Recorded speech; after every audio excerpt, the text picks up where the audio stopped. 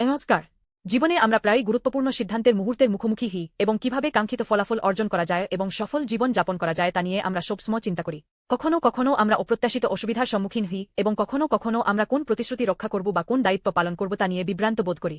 সত্যিই কি সফল জীবনের জন্য কোনো নির্দিষ্ট সূত্র আছে?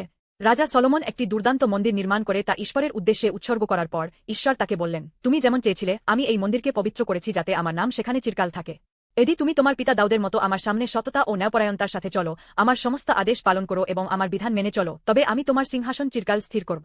1 রাজাবলী ন্যায় 1 সেপ্টেম্বর। কিন্তু ঈশ্বর একটি গুরুত্বপূর্ণ সতর্কবাণীও দিয়েছিলেন, কিন্তু যদি তুমি বা তোমার বংশধররা আমার থেকে মুখ ফিরিয়ে নাও, আমার আদেশ ও বিধান পালন না করো এবং অন্য দেবতাদের সেবা করো, তবে আমি তোমাদের এই ভূমি থেকে উৎপাটন করব এবং আমার নামের জন্য পবিত্র করা এই মন্দিরটিও পরিত্যাগ করব।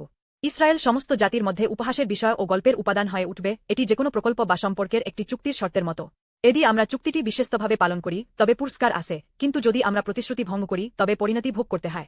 এটি কেবল একটি আইনি সম্পর্ক নয়, বরং বিশ্বাসের উপর ভিত্তি করে একটি গভীর বন্ধনের ফলাফলকে প্রতিফলিত করে। জীবনে আমরা প্রায়ই প্রতিশ্রুতি পুরোপুরি পালন করার জন্য আমাদের ইচ্ছা বা প্রচেষ্টার সীমাবদ্ধতা অনুভব করি। আমরা যতই নিখুঁত হতে চাই, আমরা প্রায়ই দ্বিধা করি বা হোঁচট খাই। ইসরায়েলের মানুষও একই সংগ্রামের মুখোমুখি হয়েছিল। তারা ঈশ্বরের আইন একটি প্রতিশ্রুতি হিসেবে পেয়েছিল, কিন্তু মানুষের সীমাবদ্ধতার কারণে তারা তা পুরোপুরি পালন করতে পারেনি। আমরাও জানি যে আমরা যতই চেষ্টা করি, নিজেদের দ্বারা আমরা নিখুঁত হতে পারি না। কিন্তু এখানে একটি বিস্ময়কর খবর আছে, যীশু খ্রিস্ট সমস্ত প্রতিশ্রুতি পুরোপুরি পালন করেছেন। তিনি যে প্রতিশ্রুতিগুলো আমরা রাখতে পারিনি তা রেখেছেন এবং যে অসুবিধাগুলো ও দায়িত্বগুলো আমাদের বহন করতে হতো তা তিনি গ্রহণ করেছেন। ঈশ্বরের প্রতি তার সম্পূর্ণ আনুগত্যের মাধ্যমে যীশু আমাদের যা করতে হতো তা সম্পূর্ণ করেছেন এবং তার জীবন দিয়ে আমরা যে কষ্টগুলো প্রাপ্য ছিলাম তা তিনি গ্রহণ করেছেন।